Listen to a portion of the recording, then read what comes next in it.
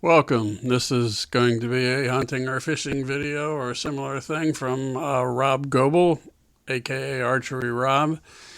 And this is part of sustainability. If you can't provide for yourself, then how free are you really? On to the video. Okay, time for a little hunting story. About a month ago, middle of October, I saw a big buck. I was out hunting one of my other bedding stands, and I must have seen 25 deer at that time. And I got one big shooting lane on the edge of the bedding area, and a bunch of deer all cleared out, and I saw the biggest buck of my life, 20 plus inches wide, probably a 10 or 12 point. Just tremendous spread on this buck, and ever since then everybody's been hunting for him. And so this is about a month later, middle of November, 11/16. I'm just texting with my buddy because this little fork horn here in front of me in the picture, I'm hunting on the back stand of the bedding area because the little prevailing wind blows my scent away from it.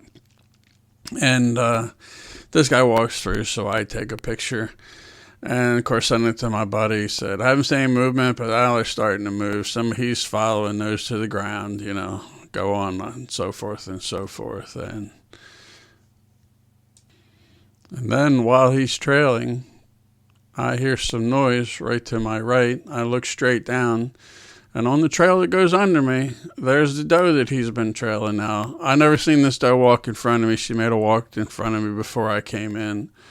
And about an hour and a half, 2 hours almost later, there she is underneath me. And she walks straight through under to the left of this picture. And I see the fork starting to circle around to come up, and while I'm just trying to tap text to my buddy who says, I found the hot doe, I hear whoop, whoop, directly behind me. I mean, I'm not talking 15 yards. And then this guy showed up. I thought he was a little bigger than he actually was. But, the adrenaline kicks in and everything. There wasn't hardly 10 yards to my right, and came up. I couldn't get the crossbow up in time, and then he turns, faces away from me, because he sees that 4-point circling back on what he considers his doe. And he stopped and pissed down his legs trying to mark everything, and then gets up and does a slight charge at the fork horn and chases the fork horn off, and then turns around towards me, and I'm thinking, he's right smack on me. He's going to walk right underneath me and give me nothing but a spine shot, which I don't really want. I mean, he was that close, and then he turns and starts to look down the hill, and I shot him right here, right through the shoulder with a crossbow bolt and a swacker, and it went through right about here was where I found it, and it was sticking out here a little bit, about this far probably. And it was down in here, took out both lungs, and he ran, I don't know, 40 yards, and I saw him stand there for a little bit, and then he stumbled backwards and fell within sight. So the swackers did an absolutely good job.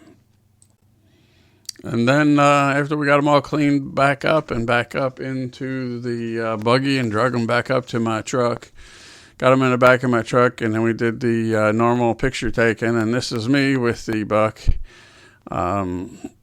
I took him off to the butcher's, got him caped, and then decided that I didn't want to spend that much money, and sent him down to BG Skulls, and going to get a European mount done with snow camo on the skull.